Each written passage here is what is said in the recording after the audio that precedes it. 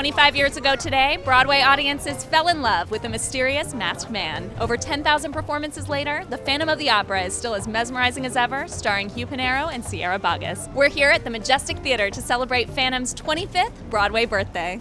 In all your fantasies, you always knew that man and mystery were both beneath you.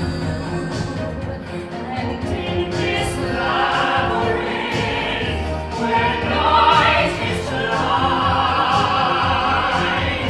the phantom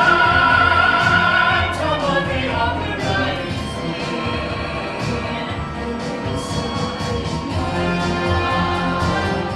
What is the energy out there like tonight? Oh my gosh. It was electrifying. It was incredible. I mean, I wasn't expecting that kind of reaction for everything. And yet, you know, the audience was going crazy. Everyone in the house knew the show so well. So they were with us on the journey every minute. So there's nothing like that. I mean, we got applause, we got screams in places. We've never had a reaction. It was unbelievable. It was like a rock concert. That's kind of like the energy we had tonight. This was a celebration not only 25 years of Phantom and our director, Hal Prince, but 25 years of family as far as I'm concerned. I'm here as a fan, and with this cast, you know, they've put in, some of these guys have been here so long, so I felt honored that they allowed me to be part of it tonight and seeing the fans. But I'm here as a fan. Like, there's people I'm seeing, I'm like, oh my God, there's Kevin Gray. You know, I remember I waited for him at stage door. I've seen it many times, and every time I'm always thrilled, and it was especially exciting tonight to be with the alumni, and that energy was quite fantastic. So when you first started rehearsing, did you have any idea that this would be, 25 years later, that this show would still be going strong? No, you don't know. My wife always says, because people ask that question often, she always says, no, it's just a normal day. Hal got up and went to work with a lot of talented people. Certainly no one thought that Phantom of the Opera was a slam dunk as a big hit. I mean, Andrew and I always felt there was something special, which is what we wanted to do. From the outset, I immediately said, yes, let's do it. The fact is that until we got it in front of an audience, a paying audience, we did not know what we had. Where do you think that you were 25 years ago today? Oh my goodness, I was very young. I won't tell you how old I was, but I was born. And I think I was probably crawling around on the floor, not really having any idea that this would be my life. I was probably playing hockey, icing my backyard to play some hockey, and had no intention of ever being an actor. Well, I could show you an ultrasound photo.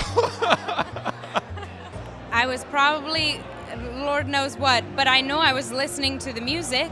I had the cassette tape since as early as I can remember, and singing along with Sarah Brightman. And then there she was on stage tonight. It's lovely coming back here. I live in New York some of the time, and often sort of walk past and think, God, that was an amazing time in my life. So I feel very, very privileged to be here 25 years later. But why do you think this show has lasted and people just love it so much after all this time?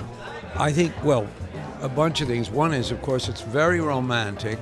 Two, it's enveloping and kind of you lose yourself in the story and you leave your problems out on the street. And then finally, we run so long, we've run into a new generation, or maybe more. So people who saw it 25 years ago now have taken their children to see it. This character is so, I think, vulnerable, and we all can identify with that part of ourselves that is, maybe unlovable or damaged, and people have a hard time with. And I think that's why our teenagers really groove on the Phantom. And then you have these costumes, and then you have this set, and then you have this boat that glides across the stage, and then you have Hal's direction and Jilly's choreography. I mean, they just don't make them like that, and it is such a pleasure to be a part of this show.